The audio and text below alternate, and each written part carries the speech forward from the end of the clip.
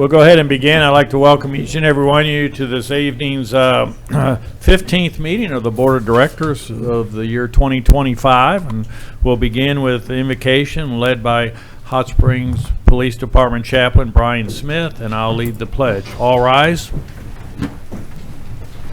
Good evening. If you would join me in a word of prayer. Father, as we come before you tonight, Lord, we would like to say thank you, Lord, for all the many blessings that you've provided to us, Lord, in the midst of everything that's going on around us in our city, in our county, Lord, in this world, Lord. You saw fit to keep us safe. And for that, we say thank you, Lord. We thank you for protecting us and giving us our health and strength, allowing us to be here tonight, Lord. And I ask a special blessing, Lord, on all of our board members tonight, Lord, that you would guide them and lead them in every decision that they make tonight, Lord. We thank you for everything that you do. And we ask this and all things in your Son, Jesus' name. Amen. Amen. Please join me in the pledge. I pledge allegiance to the flag of the United States of America and to the republic for which it stands, one nation, under God, indivisible, with liberty and justice for all.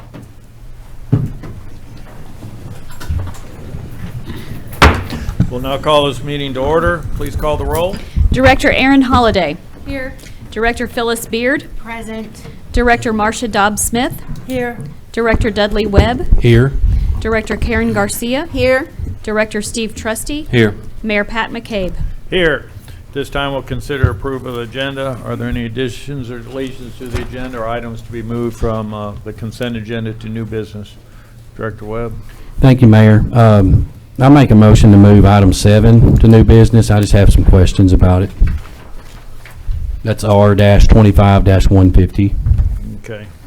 We have a motion to move item 7 to the new business. Is there a second? Second. All in favor signify by saying aye. Aye. Aye. Director Garcia. Thank you, Mayor. I move to move item 1 to new business. Okay, we have, that's resolution R-25-144. Do we have a second? Second. We have a motion and a second. All in favor signify by saying aye. Aye. Opposed, same sign. Okay, we'll have, just in an order to keep it somewhat in the order that it presented on the agenda, we'll have Director Garcia's be the first item under new business, and Director Webb's be the second item under new business. So we have a motion and a second to approve the agenda as So moved. Second. all in favor signify by saying aye. Aye. Opposed, same sign. We have an agenda. At this time, we'll consider the minutes, approval of the regular scheduled meeting of July 15th. The minutes approval of July 15th, 2025. Are there any additions, deletions, or corrections to the minutes as presented? Hearing none, I'll entertain a motion. So moved. Director Trustee, seconded by Second. Director Dobbs-Smith. All in favor signify by saying aye. Aye. Opposed, same sign. Minutes are approved. Recognition of guests. We have plenty of guests here tonight. You're all our guests, but Cole McCaskill and Gary Jackson of the Greater Hot Springs Chamber of Commerce and Metro Partnership will deliver the Economic Development Report. Cole, welcome. Thank you very much, Mayor. Good evening, Director. I'm here to deliver the July Economic Development Report. I believe Gary last reported on July 8th, so I'll pick up the next day on the 9th. Gary Troutman Jackson and I met with the new AAR General Manager, Jimmy Kinder. AAR is a large aerospace company in the Mid-America Industrial Park. They rebuild thrust reversers for large 747 aircraft for FedEx, UPS, etc. He is no stranger to Hot Springs. He used to work at that facility years ago and has been in Dallas for a little bit. So we welcomed him back to town and excited to work with him. Later that day, we met with the Jessieville Superintendent, Melissa Spears, to talk about a potential new partnership program. That same day, Gary Troutman also met with the manager at the Arkansas Passport Center to review the new expansion construction that has just started there. The next day, the two Garys participated in an employer healthcare industry panel discussion. The Majestic Committee that day met with members of the governor's office about a potential new project. That same day, I met with Darren Landry, the superintendent at Fountain Lake Schools, about a potential new partnership program. Gary Troutman did an interview with AY Magazine about an upcoming feature in that magazine on Hot Springs, also that day. And then we also had a call with AEDC and a new manufacturing prospect that day as well. July 11th, we had another call with a different company about an expansion. I met with a new downtown property owner about their future development plans. And then on the 14th of July, we hosted an Economics Arkansas event all day long at the Chamber. It was a professional development for local high school teachers, tried to expose them to business concepts. So what we did was we organized an entrepreneurship panel where several local entrepreneurs came in and talked about what they wished they had learned in high school and some of the skills they did learn in high school that have paid off. And then the two Garys also gave their workforce presentation about all the opportunities that exist for careers in Garland County. That same day, the two Garys also met with Bill Ritter and Marianne Thomé at National Park College to talk about revamping one of their programs. And then also I talked with a downtown development prospect later that day and sent them some data. Gary also spoke to RDOT that day, appealing for wayfinding signs for the Passport Center on the Martin Luther King Expressway. I believe he's discussed some of that with you before. The next week, on July 15th through the 17th, Gary Jackson attended the ACT Workforce Conference in Nashville. On the 15th, Gary Troutman attended the Garland County Alliance of Nonprofits meeting at the new CRC. On the 15th, Gary had a call with a local company about progress on their expansion. On the 17th, Gary attended the Village POA board meeting, and Gary met with the new Chris, the new CRC director, that day as well. Gary also met with a handful of local leaders and a company executive that's considering Hot Springs as a new location. And we hosted business after hours that evening at Sigma Supply, who is also now known as Brady Plus. It was to a crowd of over 150 people, one of the largest business after hours in a while. On the 18th, the Chamber hosted a ribbon cutting for a new lobby remodel. I don't know if you've seen it yet, but the lobby of the Chamber looks completely different. Gear Remodeling sponsored that for us, and it's an incredible new look. So I encourage you to stop by anytime. We have a coffee bar and places for folks to sit and chat and have meetings in the lobby now. Also on the 18th, an Army-Navy hospital development prospect toured that property. And then also on the 18th, Gary hosted the quarterly trustee meeting of the largest partnership investors, which included the mayor and the city manager were in attendance at that meeting. On the 21st, I did an interview with Arkansas Money and Politics magazine about an upcoming feature on Hot Springs. The week of the 21st through the 25th, Gary and Vicki were both at the National Chamber Conference. On the 22nd, I met with a local landowner about a potential new prospective development. Also on the 22nd, I toured the former USNR building, the former Baxley, former high-tech building there off the bypass with the Brian Gerke, who has just listed that property, as well as some folks from the state of Arkansas that manage industrial properties. On the 23rd, Gary received his CCE designation, the Certified Chamber Executive designation, which is a very prestigious award, so we congratulate him on pursuing that and receiving it. Also on the 23rd, locally here, I met with the owner of a large retail shopping center about a new initiative, and I also talked with another developer from out of state who's interested in the Army-Navy Hospital. On the 25th, we hosted the Arkansas Good Roads Foundation Summer Meeting. The Hot Springs Metro Partnership was a presenting sponsor of that event, and several of the city board members attended, and other city staff as well.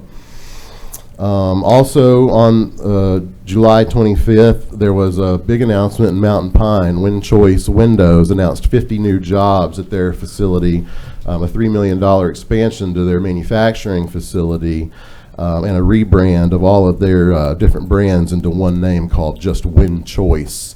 They also hinted at a potential another announcement for future expansion in the near future. On the 29th, the Garys also met with leaders at National Park College to talk about new programs and collaborations between industry and education. On the 30th, Gary Troutman and I had a call on a new retail project. On the 31st, we hosted a team from Helms Briscoe who was here doing a fam tour to talk about trying to bring more folks to visit Hot Springs. On the 31st as well, I had a meeting with a local manufacturer about their expansion plans. So the Majestic Committee also sent me with an update, a very brief update. They wanted me to let you know there are 3 serious projects in play right now, one of which is the library that has been discussed publicly. The other 2 are confidential at this time. There's been a flurry of meetings over the last few weeks with prospects and officials. We should have proposals from the other 2 prospects very soon. We are being pleasantly persistent with those. Once we have proposals from all, we think there may be a way for multiple projects to work together because none of them really need the entire site. So that's sort of a trend that may be shaping up for the future of that site. And then just coming up, next week Gary's traveling to the Southern Economic Development Council meeting. The Chamber is getting into the bingo business. Chamber is hosting its first bingo on August 28th at the Hot Springs Convention Center. Other chambers nearby do bingo, and they're a big hit and a lot of fun, so our chamber's going to try it out. And then the Washington, D.C. Fly-In's coming up in September. And that concludes my report. Any questions of Cole? Cole, what's the status, if you know, of the Home Depot site? Is that, I have not heard any updates. I saw just like everybody, I saw the trees being cleared out there, but I don't know anything official. okay. Mayor, they've met with the planning department, and we should see that project start moving again. They've had some issues with the land, but I think we've got that addressed. Very good. Any other questions? Thank you. Thank you. Our next special guest is Mary Zunick, Hot Springs Sister City Executive Director, to share an announcement of a prestigious recognition. Yes, some exciting news. It's not our first one of these, but wanted to share this with everyone with Hot Springs. We were recognized as the best overall program by Sister Cities International.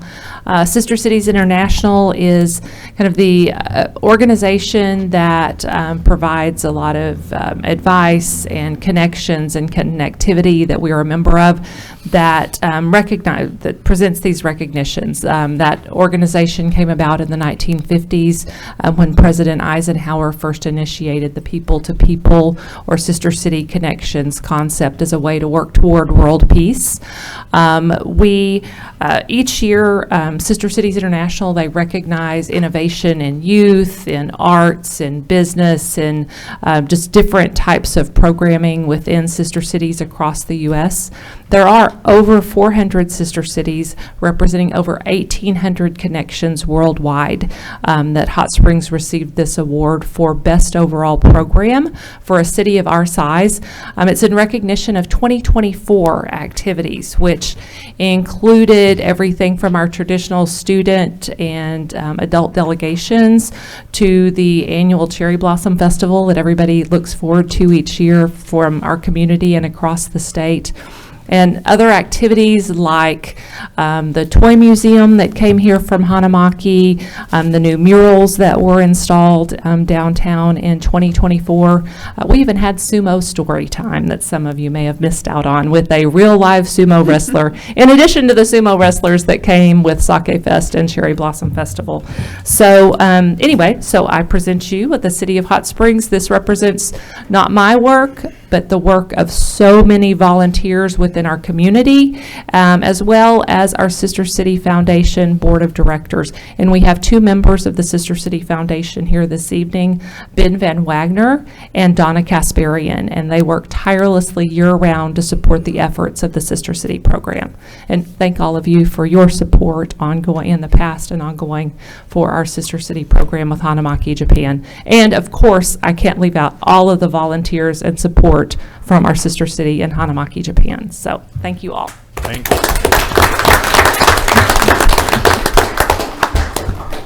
Mayor, can those 2 directors stand to be acknowledged? Yeah, Ben Ben, and Donna, right here. thank y'all.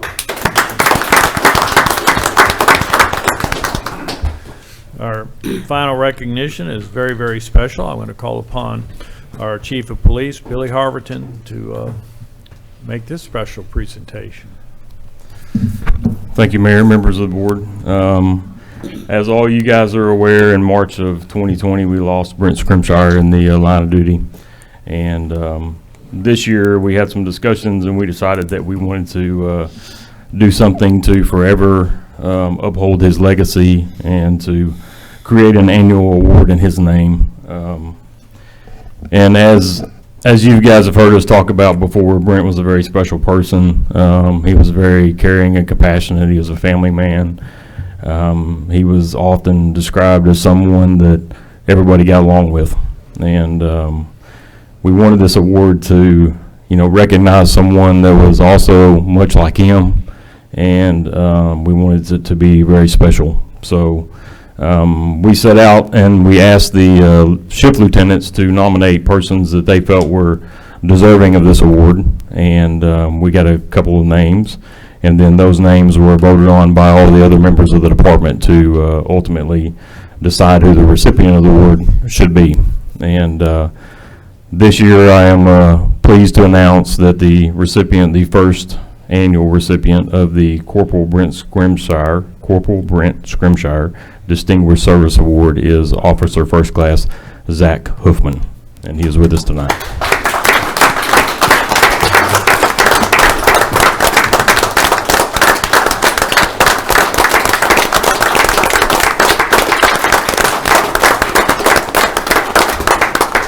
Zach was nominated by his lieutenant, Zach Rostan, who is also with us tonight, and I think it's fair to say that Officer First Class Hoofman is also a person that his compadres often describe him as someone that is also, very compassionate and empathetic and a family man, and also goes out and does his job as a police officer, protecting and serving his community each and every day, and putting his life on the line. And he's a very strong member of our department, and we greatly appreciate his efforts. So thank you all.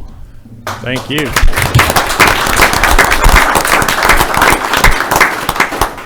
That completes the recognition of guests, and we'll now hear from our city manager for the city manager's report. Bill? Thank you, Mayor. Thank you, Chief. That's a really great award, and I'm glad to see you started that in the department to always celebrate the legacy of Corporal Scrimshire. As I start, as I typically do, I want to welcome several new hires that we have into the city. Dustin Rose in our water distribution, Kate Emerson in our fire department, Brandon Beaucamp in wastewater lifts, Norman Juarez in solid waste, Lee Fava in solid waste, Sean Gallagher in our meter maintenance and utilities, Christy Heavner in our planning and development as our new permit clerk. I want to welcome all of those new employees to the city's family and look forward to working with them and seeing them shine in the career that they've chosen. And also have one promotion, Doug Harper in our wastewater construction crews. Doug's been promoted to a utilities crew leader. He's a fine gentleman. I got to know Doug pretty well, and just want to congratulate him on his promotion as well. City of Hot Springs has partnered with RJN Group to inspect about 15% of its sanitary sewer system, focusing on areas with high surface water infiltration. We talk a lot about all of the mains and the main replacements, the pump stations that we're doing.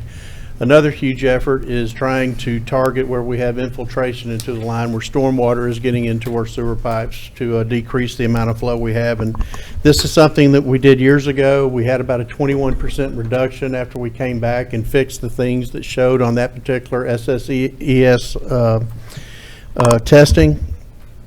This type of inspection, it includes opening manholes, conducting smoke testing. It's a safe routine method used to detect cracks, leaks, and faulty sewer connections. Residents may see some non-toxic smoke exiting vent stacks or ground openings, which is normal. However, if it enters a building, it may indicate a plumbing issue, and a plumber should be consulted. When we did this a few years ago, I would have a lot of calls in my office where people were seeing smoke coming out of their front yard, or they would see smoke in one section of the house. And typically, if you see the smoke when we're doing smoke testing, you can pinpoint that there is a breach there, there's a break in the line. Even on that private side of the section. So Want to make everyone aware of that. All of the employees that are working, they'll be coming through and checking manholes that may be on some of the private properties in an easement. But they will have proper identification. You'll be able to tell that they're working for a utility.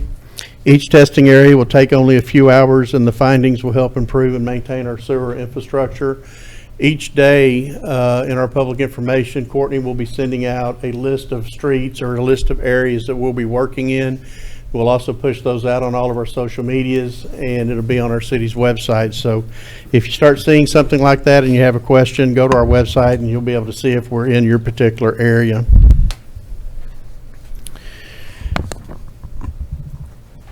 Hot Springs Overdose Response Team, as part of our police department, is hosting the fourth annual Overdose Response Conference at August 7th and 8th at Oaklawn Racing Event Center. Joining other participants in the conversation about how police and peer recovery specialist partnerships are helping change lives and make communities safer all across Arkansas. And I know it's been a big lift and a really good program that we've had here. We've had 2 individuals that have worked in our peer recovery, and both just did outstanding jobs and continue to do so.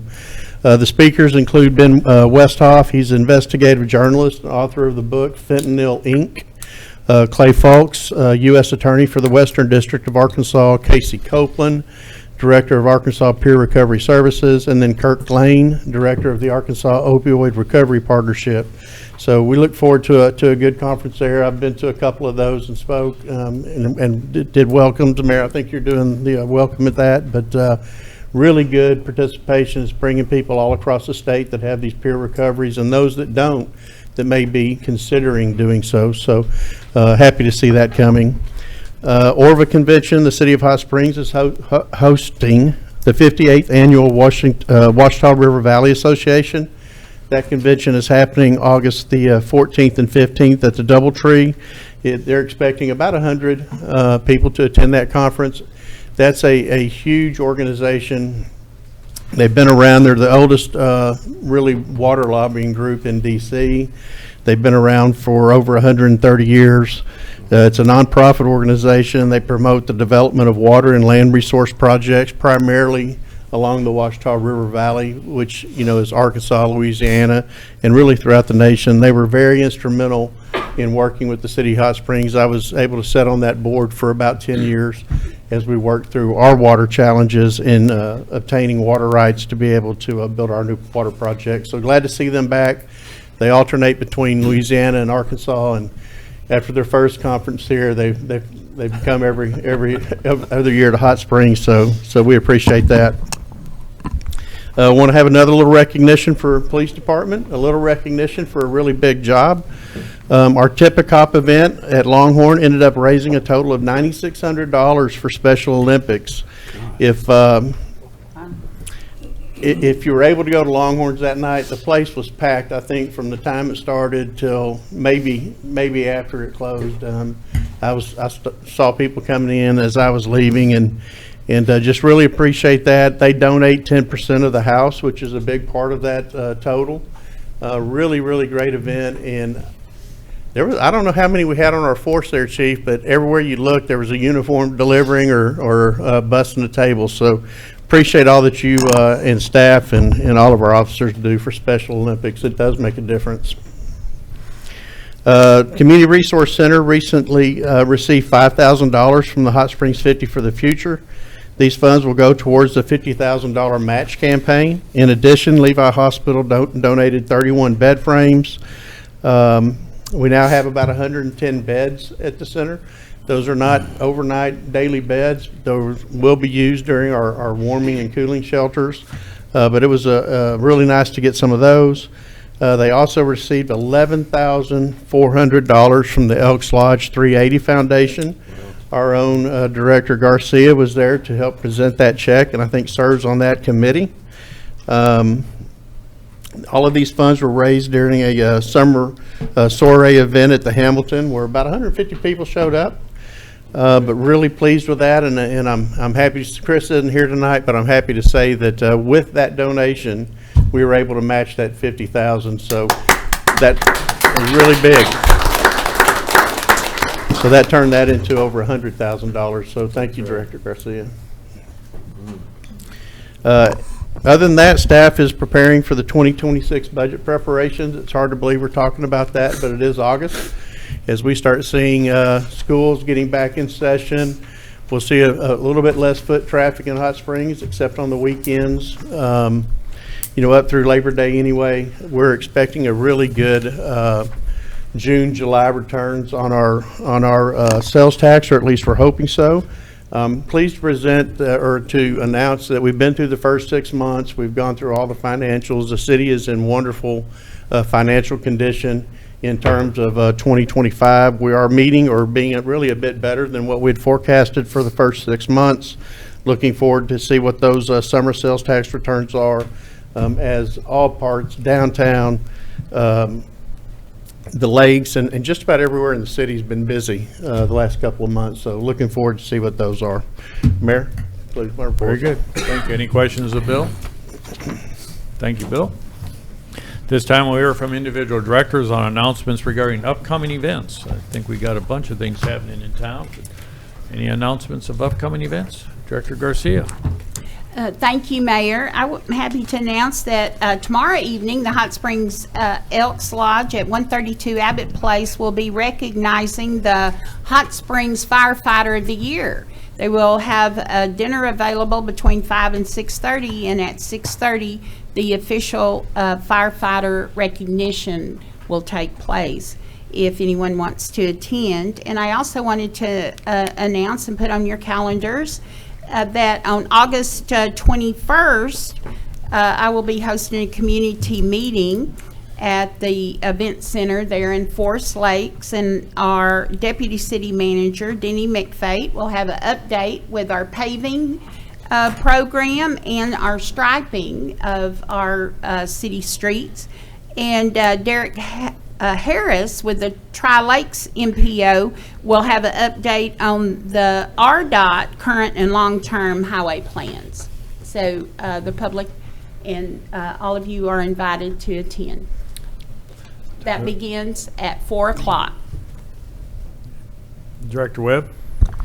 Thank you, Mayor. The first event that I want to share with all of you is a charity game that takes place August the 19th at 7 p.m. at the Hot Springs School District. It's a charity game between the Hot Springs Trojans and the Lake Hamilton Wolves, and also that same night, the public will be given an opportunity to tour the new Hot Springs High School. I'll try to get some more details as to where the charity funds go to and get those to Miss Harmony to put out for the city, but as of right now, that's what I know. So again, August 19th, 7 p.m., Hot Springs School District at the Hot Springs football field is a charity game between the Trojans and the Wolves, and then also ongoing that same evening, the public will be given an opportunity to tour the new high school. That was event number one. Event number two is baseball. This is Hot Springs Baseball Weekend, August 8th and August 9th at the Convention Center, 134 Convention Boulevard. This will feature legends of the game: Fergie Jenkins, Johnny Bench, Bill Spaceman Lee, Brett Saberhagen, Steve Garvey, and I need some help with this last name, Al Harbosky. All at the Hot Springs Convention Center. Mad Hungarian. The Mad Hungarian. That's it. That's the guy. The weekend will be filled with panel discussions, interactions with fans, a baseball card show to celebrate Hot Springs' role as a birthplace for Major League Baseball spring training. And then also, to tag along with baseball, this Friday we'll start the Little League Baseball World Series, Babe Ruth World Series. And that's this Friday, I think starting at 5 p.m. at the Majestic baseball field. So if you hadn't got tickets, better jump on it. Very good. That's all I got. Thank you, Mayor. Any additional announcements? All right. Hearing none, we'll move on. We'll go right to the consent agenda. These are routine nature and do not merit individual discussions, so I'll entertain a Motion and a second to approve the consent agenda as modified. So moved. Director Webb, second. Director Trustee, all in favor, signify by saying aye. Aye. Opposed, same sign. Consent agenda is adopted. Again, we had two items moved from the consent agenda to new business, so we'll begin with consider resolution R-25-144, and ask city attorney to read by title. Resolution R-25-144, a resolution amending resolution number 10,336, Exhibit A, by approving an increase of the operator's rate schedule as set forth in non-exclusive franchise agreement for the operation of a specialty transit service by Jason Bennett, doing business as JJ's Pedicabs. That concludes your reading, Mayor. If you would entertain a motion to adopt. Motion to adopt. So moved. I'm sorry. Director Dobbs-Smith, seconded by Director Webb, and the staff report will be provided by Harmony, Yes, sir. City Clerk. Yes, sir. JJ's Pedicabs has been operating since 2016. The board first granted him a specialty permit on March 16th of 2016. In that franchise agreement was an approved rate of $2 per person per 3 city blocks. He has been in continual operation since that time. However, he has not raised his rates since then. He recently requested, due to the rising cost of operation, that he increase his rate from $2 to $5 per person per 3 city blocks to become effective immediately. His current franchise agreement does expire at the end of the year, but he is asking for this increase in rate to be effective immediately, and then the rest of his agreement would be reviewed at the end of the year, as we do every 2 years. He is here this evening to answer any questions. I'm happy to answer anything about the agreement, but he can answer any questions about his business. Are there any questions of board members to our city clerk, Ms. Harmony? Director Webb. Thank you, Mayor. Ms. Harmony, where did $5 come from? How did we establish $5? $5 is his request. Okay. Was there any history of other pedicabs around here that have a $5 rate? Well, I did a search for other pedicab businesses, and I could not find any currently operating pedicab businesses near us. The closest one I found was in Shreveport, which is a little distance. And I did include their rates in the packet.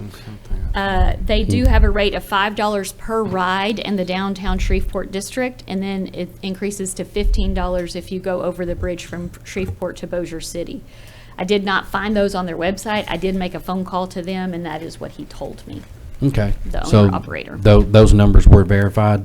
Yes, I spoke to him on the phone. Okay, thank you. Director Garcia. When you said $5 for the downtown city at Shreveport, that is in Louisiana, how many blocks is downtown? I did not ask him how many blocks are downtown. there's- I did not ask him the definition of downtown. I simply asked him what rates they charged. So that we can't do a comparison, a like to like, because we don't know what the downtown is more than 3 blocks. I've been there, more than 3 blocks. I've never been there, but I assume so, yes. Thank you.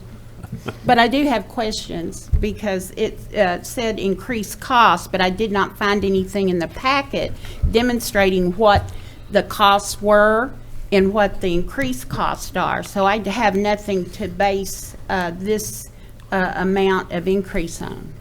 Well, you want to hear from the applicant? Yes. Please feel free to come forward, introduce yourself, and All try right. to Hi, address everyone. any I want to questions. thank you for hearing me. It's a pleasure to see you all once again. 10 years is a long time. You can't walk in Walmart and get a carton of eggs anymore for what you used to. Costs go up, tires, tubes, bearings, rims, equipment. If anyone's noticed, my equipment has stepped up. I have some beautiful equipment, state-of-the-art, perfect signs. Everything I've done, I've lit them up like Christmas trees. The police department, I'm sure, can verify that we've maintained 100% dignity in customer service. It costs me money. I live an hour away. It costs me money to get here. It costs me money to pay employees. If an employee gets hurt, it costs me money. You know, part of life is it takes money to make money. I've proven that I have money. I've proven that I make money. I don't know why you keep directing questions in my direction pertaining to my businesses. As far as Director Garcia, and I'm making a personal comment, I've only maintained a good face in this city. We've helped with people that couldn't move off of the streets puking on themselves with the police department in the middle of the night. None of y'all are out here in the middle of the night. I'm doing a great job. You don't have any complaints. Why are you questioning me now? Do I need to bring my attorney for this? I don't know if we're at that level. This is a item before the board, and we're just having a discussion. I just feel like I'm being badgered by Director Garcia. Director Garcia, do you have an additional I'm sorry question? that you feel you're badgered for me asking proper stewardship questions. Yes, ma'am. And Did you know I'm that? asking for information Yes, ma'am. that was not in the packet that I asked for, that it Yes, ma'am. said there was an increase in cost. All I ask is to provide financial information that here's what my costs were, this is what my costs are, to justify this amount of increase. This has not been unreasonable request to any other vendor or any other contract. It's not anything personal. I'm trying to have Yes, ma'am. the May I- right may I speak? information to make a decision on. And I am the one that is feeling personally badgered by improper accusations toward me. And I apologize if my questions about business that I have to make a decision on offend you. They Yes, are not ma'am. intended to offend you. Well, as I said, I feel as if they have. That's my right to feel. The Pedicab business has done many things for the city. Many things for the people in the city, many things for the people who come here on vacation, many people for the people who just come out and want to have a good time. In any other city, in the city of Orlando, Florida, and I did my research, which I thought you would do, it's $10 a person, and that's for approximately 1/4 of a mile. The city of Hot Springs is approximately 1/4 of a mile. The only thing I'm asking for an increase is to approximately $5 per person through the downtown. That's from the Arlington Hotel, anywhere down the strip. Really don't even have to go, like, we don't go over 3 blocks unless we're going to the Embassy Hotel, and then we usually don't even charge the people extra for that. I'm just trying to do what it takes to provide better equipment, to provide better service, and to be able to maintain the quality of what I feel. I do apologize if anyone feels like what I had to say was not correct, but I've been in business a long time. I don't like being pushed around, and I'm not going to take it from nobody. So you guys are amazing. I'm grateful for your position. All I'm asking for is a small increase. I've been there almost 10 years. Any other questions, Ms. Garcia? Would you be able to provide the information? You want receipts? I'll go get them out of my vehicle right now. I think what she's maybe asking for, I don't want to put words in her mouth, but do you have, I know you have multiple businesses. Is this segregated somehow to where we can just look at? No, I go every day and buy tires, tubes, rims, bikes, equipment, trailers, signs. I've got but you have 2,600, sir. You file tax returns, and you probably. Absolutely. I turn those into Harmony on a yearly basis. I'll be turning them into her here real soon. Pro Graphics has receipts for $3,600 worth of signs. You're welcome to call them. Miles is the owner. I'm doing what it takes to provide a beautiful, quality, fun, entertaining ride. I apologize for being offended by Ms. Garcia, but she's been on my back since day one, and I don't like it. Director Dobb Smith?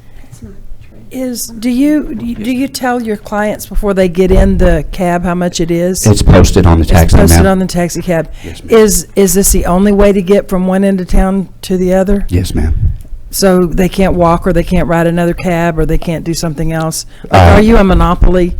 As far as on a pedicab, no, ma'am. They could ride the horse and So buggy. if your prices are too high, do you think people wouldn't ride with you anymore?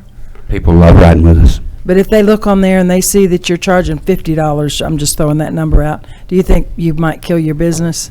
Yes, ma'am, if it was something that was not fair, but. So if you're just raising this for the cost of living and you're charging something that you feel your market will bear, then this isn't a hardship on someone. They could choose another mode of transportation? Oh, no, ma'am. There's taxi cabs. There's my taxi company. I own Good Times Taxi Service. There's Spa City Transportation. There's also 2 mobility services in town. And I work with the 2 mobility services. If there's someone that needs something, my point is I try so hard. And Thank I you. try to do a good job. Thank you very much. Thank you. Director Webb? Thank you, Mayor. This is maybe a point of procedure statement that I'm going to give you, but I think what might be satisfactory for Director Garcia, probably for the rest of us on the board, is to see if the item could be transferred back to the Transportation Advisory Committee, which I don't think it ever went there to begin with. And at that time, any justifiable receipts that JJ's or Mr. Bennett has can be provided at that time. And, you know, that could serve 2 purposes, because I think it's well within reason, with all due respect, for us to kind of see, okay, we're jumping. I don't disagree that 10 years is a long time. You know, 16 to 25, almost 10 years. It's a long time to kind of hold steady at the same amount of a rate for that long. But I think it is also justifiable to have us who provide oversight as to how the city spends taxpayer funds to provide justification for why we are increasing it $2 to $5. And I think the applicant could do that if we were to have this taken back to the Transportation Advisory Committee, allow receipts and any type of other justification to come forward. Yeah, I have and no that's going to problem. serve 2 purposes. Number one, it's going to satisfy the board and show if the receipts are there and everything is there, the expenses are there, satisfy the board that, yeah, maybe $5 is an acceptable rate. And then 2, it's going to allow Mr. Bennett to show that there is definite proof that there are some cost adjustments that have gone up since 2016 that justify this being the rate. Yes, sir. I'll get a receipt from ProGraphics for the work I've had done in the last 4 weeks, as well as the receipts for maintenance. If you need cash receipts, got to drive an hour here, work 16-hour days with my crews. I can provide gas receipts, insurance statements.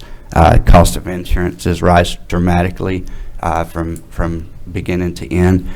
So I have no problem submitting the documentation. I just don't like being singled out. I make that motion, Mayor. To return it to, Transportation Advisory. Yeah, actually, it wouldn't be a return or a remand because it never began went there. there. Only the board can do this. It would be a motion to refer to Refer. the Transportation. Motion to refer And make a recommendation back to the board. and make a recommendation back to the board. And I'll second. we got a motion and a second to refer to the Transportation Committee and for them to make a recommendation to the board. And I'd like to speak to the motion. Please, you got a motion and a second. I'm not requesting individual receipts to that detail level, but you can have financial comparisons between 2016 and now for the business that demonstrate a percentage increase in cost to justify the percentage of increase. May I make a- That's as simple as, without going to a lot of detail, I think. May I make a comment, sir? Please. I have no proof except for current receipts. I don't have receipts from 2016 on tubes, patches, rims. Everything is increased, just like it has for everyone else in every other atmosphere.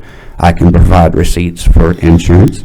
I can provide receipts for signs, lighting, for maintenance, for welding, for things that have been done that have costed money. But as far as the showing you a difference in increase in cost, that's something that I need the board to understand. I can provide you with things that cost money, but I can't provide you with a comparison chart. Well, do your best. It sounds like we're about ready to take a vote. Any other questions from the board? If the city clerk has copies of those tax returns for this business from 2016 and now, that would show expenses, we could do a comparison as well. I think he referred to his annual report that he has to do pursuant to the franchise agreement, not necessarily his tax returns. Oh, I misunderstood. I thought he said a tax return. did. He did. He did? Okay, thank you. Sorry. Okay, call the roll. Director Holliday. No. Beard. No. Dobbs Smith. No. Webb. Point of clarification, Mayor. What are we voting on? Yes refers that no does not. Referring to the transportation. Motion to refer. Aye. Garcia. Aye. Trustee. Aye. Mayor McCabe. Aye. Item will be referred to the Transportation Advisory Committee. Thank you, everyone. I'll meet with the board and provide the information I told you I would, and then Thank I'll you. see you back here at the nearest convenience. Have a good day. Thank you. At this time, we'll consider Resolution R-25-150 and ask the city attorney to read by title. Resolution R-25-150, a resolution authorizing the filing and acceptance of a grant from the Arkansas Energy Solutions Grant Program for Phase 2 renovations at the Community Resource Center. That concludes your reading, Mayor. If you would entertain a motion second to adopt. Motion to adopt. So moved. Second. Director Webb, seconded by Director Trustee. And Sarah will provide the staff report. Welcome. Thank you. Thank you, directors. The City of Hot Springs requests authorization to submit a fiscal year 2026 Emergency Solutions Grant application to the Arkansas Development Finance Authority in the amount of $230,000. This funding would support Phase 2 renovations at the Community Resource Center, specifically for the bathroom, shower, and laundry facility. Critical improvements needed to make the CRC fully operational and capable of serving the clients it serves. ESG requires a 1-to-1 cash match. The city plans to meet this requirement by leveraging approximately $200,000 in eligible costs from the anticipated fiscal year 2026 CRC operating budget, excluding the CRC director's salary, which is not an allowable match. Assuming the fiscal year 2026 budget will be similar in size and scope of around $307,000. The generator previously considered for ESG funding would and also included in the draft Arkansas Community Assistance Grant Program, ACAGP, application, was ultimately removed from both requests. This change was necessary after it became clear that regular volunteer hours would not be eligible to be counted as in-kind match under the city's application, and the construction cost estimates for Phase 2 increased beyond original projections. To ensure competitiveness and cost coverage, a $25,000 contingency was also added to the total project budget to account for potential cost escalations. The ESG request is intended to serve as a backup to the ACAGP submission made on July 31st, 2025, which also seeks funding for the same Phase 2 improvements. If both grants are awarded, the city will coordinate with ATFA to explore expanding the ESG scope to include other critical needs at the CRC, such as the installation of the backup generator. This phased and flexible approach enables the city to maintain project momentum while aligning with available funding opportunities. This request builds upon progress at the CRC. In April of 2025, the city was awarded a fiscal 2025 ESG grant totaling $59,974, including $51,000 for the Phase 1 kitchen renovations, $6,000 for street outreach, complementary, and $2,000 for participation in the Homeless Management Information System. A complementary fiscal year 2026 ESG application is also being submitted by Friends of the CRC to support direct client services, including street outreach, food assistance, and rapid rehousing. Together, these efforts advance the CRC's mission and enhance its long-term sustainability as a critical community resource. Any questions of Sarah?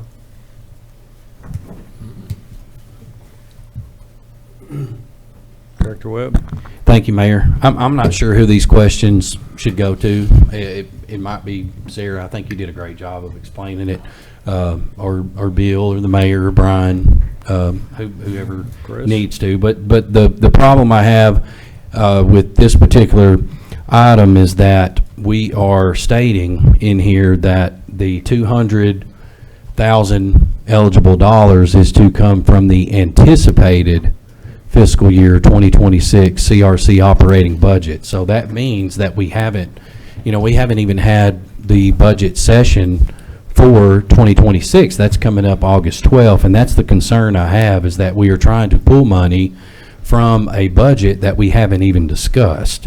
That also tells me, and you can correct me if I'm wrong, but that means that there isn't enough in 2025's budget as it stands right now to appropriate the one-to-one match for the $230,000. Is that correct? No, that's not exactly correct, and Okay. I can explain. Yeah, So please. the ESG funding through ATFA this year came out much earlier than anticipated. In prior years, it usually comes out in the late fall, early winter, around November to January timeframe. That's the timeframe that we submitted this last grant that we were awarded in April. Partly that seems to be because of federal funding changes, and so the state has changed their timeframe, and they opened it up rather rapidly. We were notified in July that it was coming available on July 11th and due August 14th. So the timeframe was such that you would not have engaged in conversations of that budget piece. And so we're making that very specifically spelled out in the grant application, that we cannot obligate what the funds would be for the match per se, but in order to be considered for the application, we have to submit it under their terms and timeline that they asked for. And it would be for funding that would start in the fiscal year of 2026 if we were to be awarded. Director Webb, if we're awarded and that's not approved in the 2026 budget, we would return the grant. We just wouldn't accept. Well, Thank you. Along those lines, you say you wouldn't accept. What if we amended this just to say grant authority to file but not accept? Bring back the acceptance later. I would think that, yeah, I would think that makes sense. Do you so move? I have a question before that. Please. Would you be able to submit the grant without that additional language? Because I know often you do have to have a board resolution to go with funding. We do need to have a board resolution to show the commitment to file the application, but we could amend the resolution to show that if we were awarded, that would come back for approval with the amount that you have determined for the fiscal year 26 budget. We have only recently started marrying those two issues. We used to waste a lot of time with filing and then bringing it back to you for accepting something you had already authorized us to file. But if that's what it'll take to get this submitted, why don't you move to, Can I just clarify? We do need to submit what our match would be. And so if we're seeking $230,000, it is a one-to-one match. So we do need to show that, I guess, anticipation. And we spelled it out that we anticipate these funds being available in 2026. However, as she mentioned, it states in our application that we're not obligating. And really, it's kind of a backup to another grant that you may have saw in the newspaper yesterday. It talked about both of them and how we were kind of leveraging both. And by the way, if I could, we're not competing. These are competitive grants, but more than one agency can win them. But on this particular one, as we moved into this, we knew that we were going to have some heavy lifts at the resource center, and we were going to have to spend, a lot of money to get this facility up and running. When we first put it on your 2023 unfunded capital, we thought it might be $4.5 million to build one, until we came across the Lutheran Church that offered to sell that building to us. And we've got about $1.4 million in it. Most of that is federal dollars that we were able to get through grants, ARPA, other grants that we were able to receive. And so everything that we've done in working with that center is trying to leverage federal dollars to get there, so it's not coming out of the city coffers. So that's kind of where we're at. But as she mentioned, we typically would be applying for this after you've already approved your budget, but they moved it way up. And so they understand that cities haven't gone through this. Municipalities haven't, no municipality has their 26 budget yet. No one. They understand that. So, if an amendment would work, then as the city attorney mentioned, I think that'd be a good move. But we certainly don't want to do anything that could cost us $230,000 that may be coming if we're awarded. I think that would work just fine. Well, Director Webb? Thank you, Mayor. I guess the other question I have is what exactly does this show us putting towards this match from 2026 line item for the Resource Center?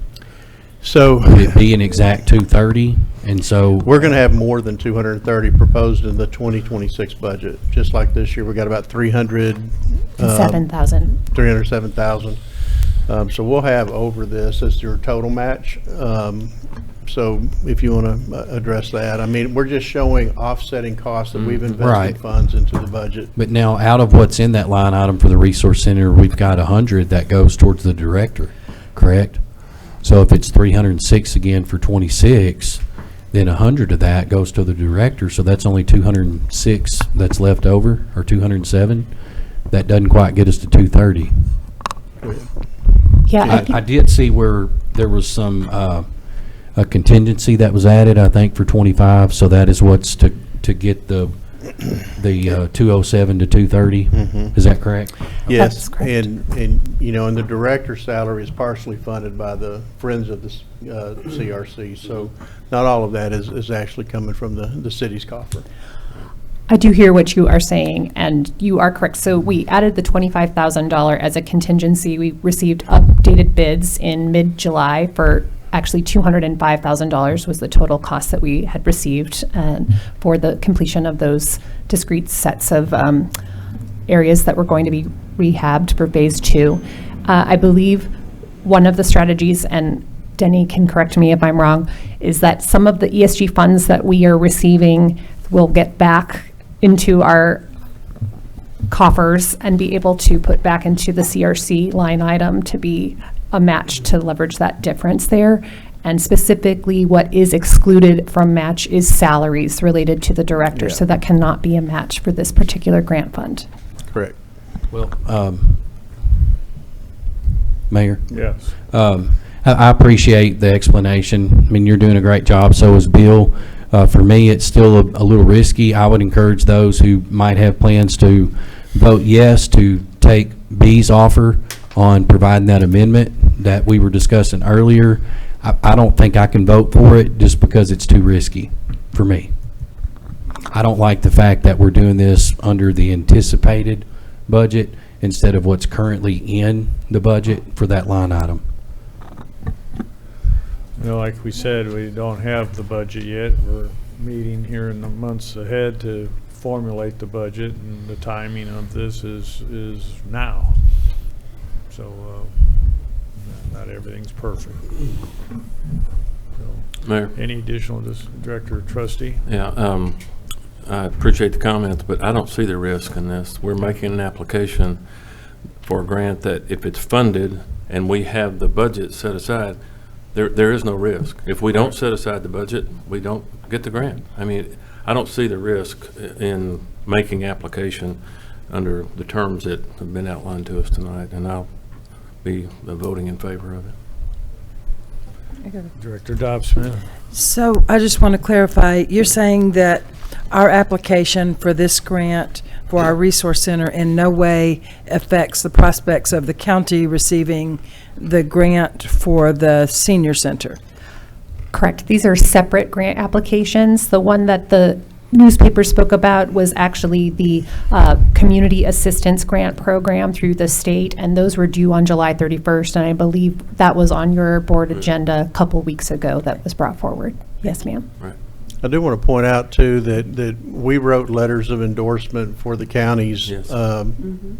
grant, for that community grant. They, in turn, also wrote one for us for ours. There's a good possibility that we'll both be funded under that. They are competitive grants, but we're not necessarily competing with each other. We actually are supporting each other, and I think that's important for people to know because the article did not sound like that.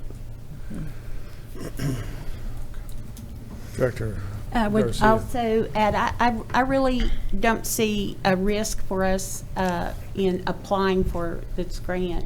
And based on just what all the resource centers accomplished in the short time it's been opened and the outpouring of business and community support, whereas the city manager mentioned as of yesterday garnered $100,000 plus input to support this center, I see very little risk in, or no risk in applying for a grant. And this is the same type grant that, if you recall, several years ago funded $300,000 to the women's shelter at the Housing Authority. Director Holliday. Thank you. If we do get to our budget session and things are changed so that this $200,000 it does not come from our agreed upon budget, could we not also fundraise otherwise, or is it specific to, like, does this $200,000 based on the grant requirements have to come out of our general operating fund, or can it come from any eligible source? It can come from any eligible source. Okay, so we're not, even though we're saying what we're saying in this particular item, technically, if we change our budget, there's still the opportunity to make up that difference after the fact. Correct. Okay, thank you. Additional questions? Is there anybody in the audience that wanted to speak on this item? Discussion amongst directors? Thank you. Hearing none, please call the roll. Director Beard. Aye. Dobbs Smith. Aye. Webb. No. Garcia. Aye. Trustee. Aye. Holliday. Aye. Mayor McCabe. Aye. Resolution adopted. Our final business action item of the evening is to consider Resolution R-25-151. And I ask City Attorney to read by title. Resolution R-25-151, a resolution acknowledging the review of the 2024 Annual Comprehensive Financial Audit Report. That concludes your reading, Mayor. If you would, entertain a motion second to adopt. Motion to adopt. So moved. Second. Dobbs Smith, Director Webb. Staff report will be provided by Karen Scott, Finance Director. Welcome. Thank you and good evening. The Arkansas statutes require the governing body to review the audit reports and accompanying comments and recommendations relating to the report at the first regularly scheduled meeting following receipt of the audit report. If the report is received 10 days or less before the next regularly scheduled meeting, the report may be heard at the second regularly scheduled meeting. That is Arkansas Statute 10-4-418. The governing body is then required to take appropriate action relating to each finding and recommendation. The minutes of the governing body must document the review and any action taken. For the year ending December 31st, 2024, the auditors issued a clean opinion on the financial statements. There were no reportable conditions found to be in a material weakness. The 2024 Annual Comprehensive Financial Audit, or the ACFR, was delivered to the Board of Directors on July 15th, 2025, and is posted on the city's website and is also linked to your BARF for your convenience. And this is what I'm referring to. This is our ACFR. A brief presentation now will be made by Becca Kaiser with Forbes Mazars, our auditors, about the 2024 Annual Comprehensive Financial Report, or the ACFR. And she will review the findings and recommendations contained in the report. The Board of Directors is asked to formally acknowledge the report. Also, Becca brought a hard copy of her presentation, but she will be making a PowerPoint presentation. Becca? Thank you. Thank you. Welcome. Thank you for having me here today. I believe there's a PowerPoint. Can you pull that up for us? That's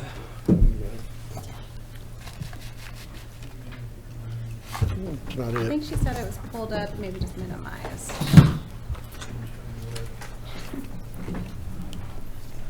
There we go. Send that one down, did he?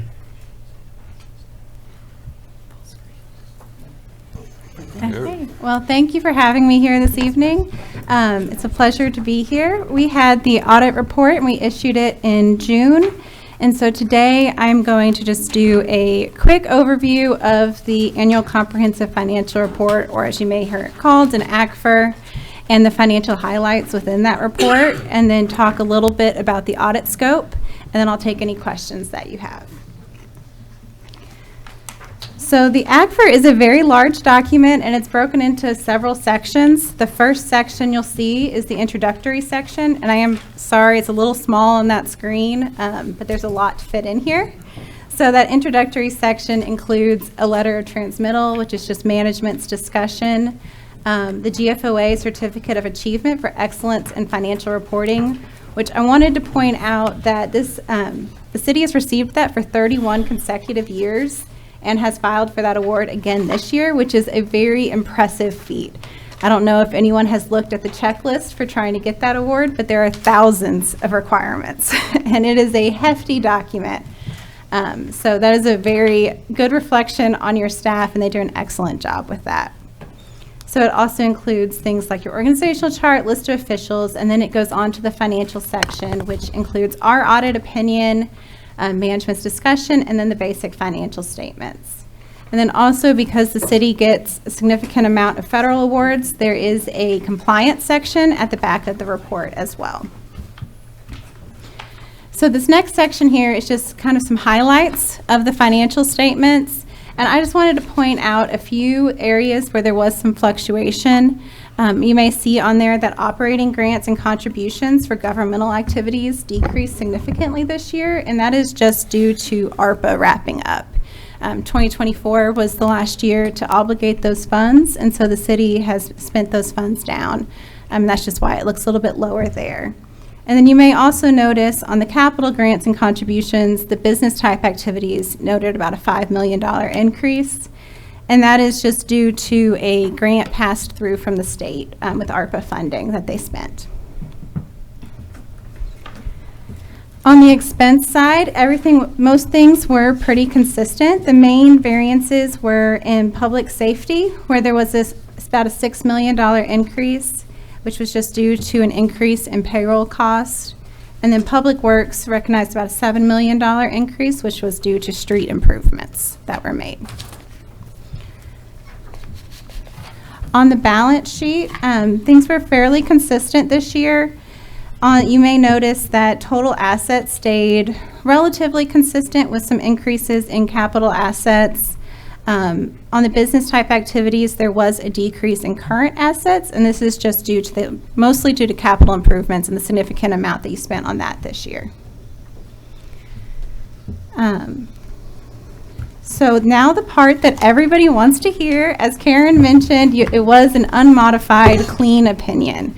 We did not have any findings, and so the scope of our audit was we issued a report on the basic financial statements, a report on internal control over financial reporting and compliance and other matters, and then a report on compliance for each major federal program. And this year that was ARPA and the CDBG program. And so we had no internal control findings this year for the financial reporting or on the major financial awards. And so I will stop for any questions that you may have. Do we have any questions for Becca? Karen, you don't have any questions? Director Garcia? Well, not on the financial report, but as a board, do you have any recommendations for us? You know, your staff does an excellent job, and I think that is a reflection of how involved the board is. You know, it is always a good idea to have oversight and interest in those, especially the internal controls. I know y'all look at the financial statements and you look at the budget. And so I just encourage you to keep doing that, because that is a vital role there. Thank you. Yeah, absolutely. Right. Any other questions of Becca? Director Webb? Thank you, Mayor. Yeah, so Miss Becca, as we look at the sales tax revenue for our city, what, in your opinion, is an accurate year to find comparable for 2025? Would it be, well, can you just answer that question first? Yeah, you know, that is a kind of difficult question to answer because it does vary from city to city. You know, different cities have different impacts to their sales tax. You know, normally cities are still kind of looking back pre-COVID times, maybe like 2019 as a baseline, to see if they've recovered from that blip in 2020. That's what I was going to ask you, because I know, you know, we looked at the first few months of this year for our city, and we're doing a comparison analysis between 25 and 24, and we were finding that there were several months here at the start of 25 that month to month, we're lower than where we were in '24. But then as we start looking back prior to COVID, which is 2019, we're actually finding where that might be more of an apples to apples comparison, 25 to 19. And when we do that, we find where our sales tax revenue is actually up a little bit in that comparison, correct? Yeah. Isn't that right, Bill? Yeah, well over double digits. I don't have that number in front of me. It's somewhere around 38%, I think. That was either A&P's and ours was like 25, but both of those, I mean, we're both well over where we were in 2019. Yeah, I mean, sales tax is recovering, but it is, still a little bit not comparable from year to year at this point, when you just look to last year. In your opinion, have we reached a year where we could say that the return to normal post-COVID years is here and upon us? I think we're a lot closer. That is a difficult question to answer, though. I can't necessarily say for sure. Better to say 25 is than 24, though? I mean, I think every year it gets a little bit closer to normal. Okay. Thank you. Absolutely. Thank you. Any additional questions? Thank you. Okay, thank you so much. Did we have anybody sign up? No, sir. Discussion amongst directors? Hearing none, please call the roll. Director Dobbs-Smith. Aye. Webb. Aye. Garcia. Aye. Trustee. Aye. Holliday. Aye. Beard. Aye. Mayor McCabe. Aye. Resolution is adopted. Moving on to Board of Directors items for discussion. At the July 15 City Board of Directors meeting, I accommodated a request by the chairman of the board of Levi Hospital, Mr. Dennis Smith, to allow hospital's legal counsel, Ms. Linda Johnson of the Friday Eldridge Clark firm, to address the board as to the reasoning behind the hospital board's decision to cease direct patient care operations and function as a community health foundation. Unfortunately, what was presented was their attempt to divert any degree of personal responsibility and extract their pound of flesh from the former CEO of 35 years. Tonight, I'm pleased to introduce Mr. Price Gardner, managing partner of the Friday Eldridge Clark firm, along with Mr. Ryan Bowman, bond counsel, who will address the City Board of Directors.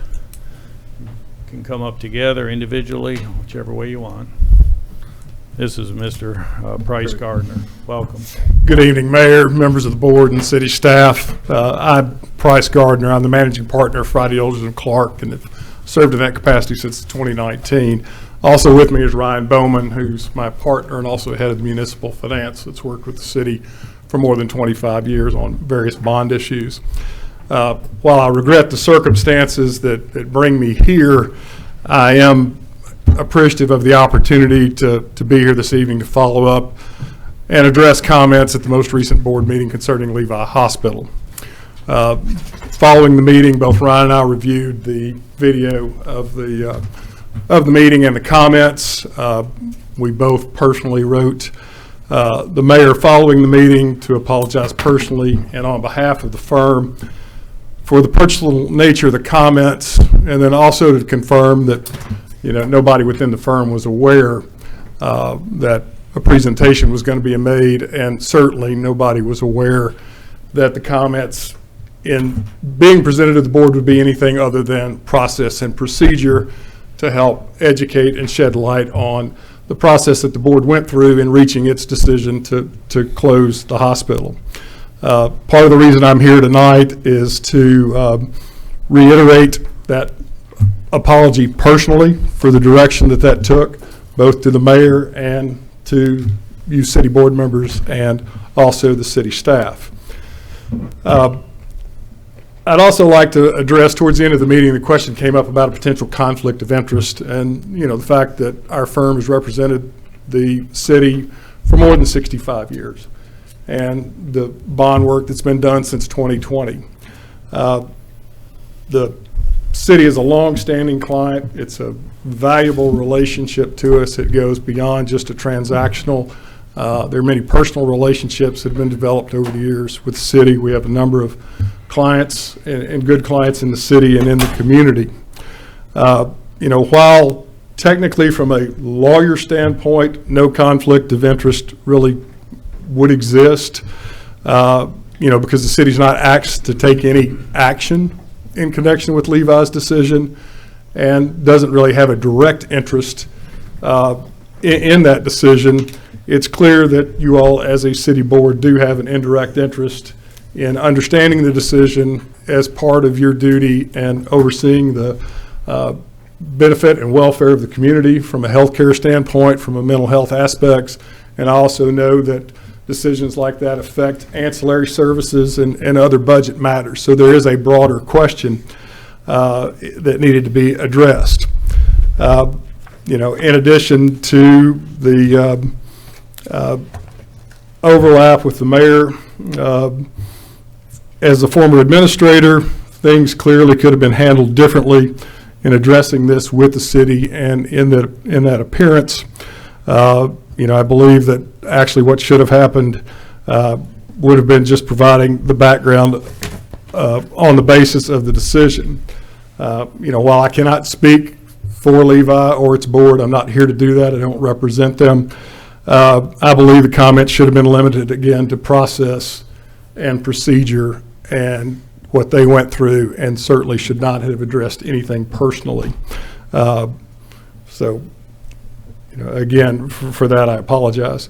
As far as, from a lawyer's perspective with respect to a conflict, it's not a gray issue. If you have a conflict, you don't get to pick or choose who you want to represent. You're either in or you're out, and the only way that you could represent somebody if there was a conflict would be with a written waiver from both sides. So it's not a situation of picking one client over the other, or who pays more money, as maybe a comment may have inferred as part of those comments. While again, it may be my partner's belief that the comments were addressed to the mayor, not in his official capacity on behalf of the city, but in his position as a former administrator of the hospital of Levi, things could have and should have been addressed differently, in my opinion, from the firm's perspective. And, for that, I again apologize to the mayor and the board. I'd like for Ryan to have an opportunity to address you as well, and then following that, would be glad to answer, any questions that I have. Thanks. This is Mr. Ryan Bowman, bond counsel. I think we've all had him before in front of us. Welcome. Thank you, Mayor, members of the board, Mr. Burrow, Mr. Albright, Ms. Morrissey. Thank you again for the opportunity to be with you tonight. I just wanted to echo Price's comments and add a few of my own. I started at Friday Eldridge & Clark as a bond attorney in August of 2000. And so for 25 years, I've worked on a lot of bond issues throughout the state of Arkansas. And many of those have been right here in and for the city of Hot Springs. We've done water projects, we've done wastewater projects, we've done improvements to Mid-America Museum. We've done Majestic Park, which was discussed tonight, the exciting events that are coming here in the next week to week and a half over at that complex. And I'm proud to have played a small role in each of those projects. And Price mentioned that our firm very much values the relationship that we have with the city of Hot Springs. But because I've personally worked with the city for 25 years, I wanted to be here tonight to personally say that I value the relationship that I have with each of you, with the city staff, and with the city of Hot Springs. Because, as Price alluded to me, it's not just a transactional relationship in the sense that we close on a bond issue and we go our separate ways. I, throughout the year, am having conversations with Karen, with Bill, with Brian, with others, maybe about a bond issue that we closed a few months ago, like we did for the wastewater project, or maybe something that we did 10 years ago. And those relationships are very important to me individually, with you all, with your staff, and with the city. So I just wanted to thank you for the trust that you have placed in me personally for over 25 years. And thank you for that same trust that you've put in Friday Eldridge & Clark for over 65 years. And I look forward to continuing that relationship for many years in the future. So thank you again. Well, we appreciate both of you coming forward today and spending some time with us. As they've all indicated, as elected mayor of Hot Springs, I, along with my fellow directors have a responsibility for the health, safety, and welfare of residents of the city and surrounding area.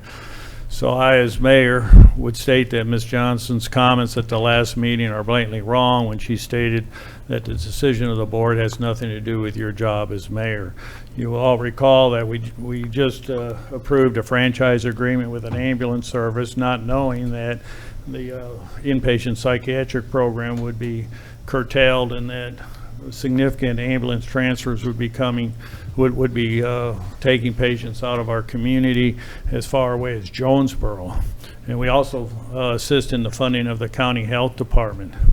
Hospital's legal counsel made some very personal comments directed towards me, and I'm going to address not each and every one of those, but just want to get it in the record.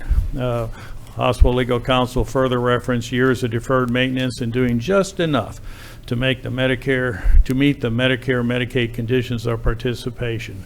There are no degrees of meeting the standards. They are either met or not met. Throughout the previous executive's tenure, McNutt Roofing was the go-to roofing contractor. You don't get any better than McNutt Roofing. The hospital spent approximately $350,000 on 3 new chillers and an air handler laid in the previous executive's tenure. That was pre-COVID, when $350,000 actually bought a bunch of stuff. The state's leading engineering firm, Cromwell Engineers, oversaw the project, and Train Corp provided the equipment. Otis Elevator has serviced the hospital's elevators for years through a service contract. The hospital's legal counsel referenced an electrical fire and insinuated that improper maintenance was the reason.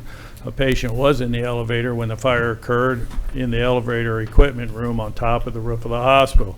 Mechanical and electrical equipment will fail. It does not have to be due to deferred or improper maintenance. While the incident occurred, the fast actions of Matt, a maintenance member, immediately knew what was happening and jumped into action. He raced up several flights of stairs, then climbed a 15-foot vertical ladder, opening a roof hatch at the top, and ran to the elevator equipment room and put out the fire. Hot Springs Fire Department and Casey with Otis Elevator immediately arrived and were able to open the elevator door and gently extract the patient from the elevator car, which was between floors. Dr. Bandy and the ER staff attended to the patient, and following assessment in time to recover, the patient returned home. What could have been a horrible outcome, the quick action of the staff was a demonstration of what can occur with proper leadership, education, training. Let's talk about leadership. Leadership is about thinking outside the box to find an alternate way of providing direct patient care services. Such was the case in the early to mid-1990s when the then executive proposed to the Levi Hospital Board to relocate the inpatient rehabilitation program to Mercy Hospital to better serve the community. When the Levi executive approached the head of Mercy Hospital, the proposal was well received. Levi provided direct inpatient rehabilitation services at Mercy Hospital for 15 years, 10 which was a turnkey service, and the final 5 years as a management contract. Throughout the 15-year period, patients served greatly exceeded what would have been served at the Levi campus. The program still operates today. Contrast that with Levi's current closing of the inpatient psychiatric program, where the now executive informed the city board at the last meeting and the community that they wanted to keep the closing under wraps, and no notice was provided to other hospitals or stakeholders. While Levi has always been a separate entity, prior leadership collaborated with others and stakeholders to extend services. The previous executive navigated the turbulent waters of healthcare for 35 years, during which time several hundred hospitals closed, but not Levi. In 1987, the hospital had about $1.3 million, and upon the executive's retirement in February 2023, there was approximately $20 million. 26 months later, the hospital board voted to close the hospital. Right on. That concludes my comments.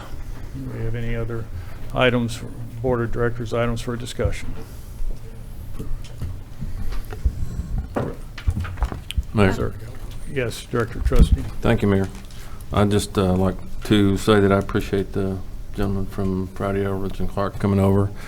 I had the privilege and opportunity of working with Mr. Bowman on some bond issues where I previously worked. I have the utmost confidence in him and his ability, and I value our relationship with Friday, Overage, and Clark, and I thank you all for coming over. Director Garcia? Thank you, Mayor. I wanted to give my apologies to the board. Before our meeting next Tuesday was scheduled on the budget, I had a trip planned, but I leave and I was going to this weekend and be back on Tuesday, is scheduled to arrive at 2 o'clock and have plenty of time to get here from the airport. However, my flight was changed and I don't get back till 6:30, and that's out of my control because of the flight change on the return flight, and I apologize, I won't make it in time. And I wanted to tell you. Very good. Any other items for discussion? Pardon? Mayor, if I could, Yeah. I want to answer that sales tax question, 2019 to 25. I knew I'd had it, we'd worked that up. A&P at the time had 5 months through May in reference to a comparison of May 2019 through May in 2025. They've seen a 46.2% increase over 2019. The city does not have that same timing, but through April, we compared that through April of 2019, and the city's sales tax for 2025 is up 38.8% over 2019. So Great. though, you know, we had those record years and we kind of plateaued there in the first part of this year, and I still think we're going to come in above as we end the year. But you know, that's a great growth when you see 38.8% after what we went through in 2019 and beyond. So thank you, Mayor. Any other items for discussion? Hearing none, I'll entertain a motion. Director Garcia? If there's no further comments, I move to adjourn. A motion to adjourn, seconded by Director Webb. All in favor, signify by saying aye. Aye. Opposed, same sign. We are adjourned. Thank you.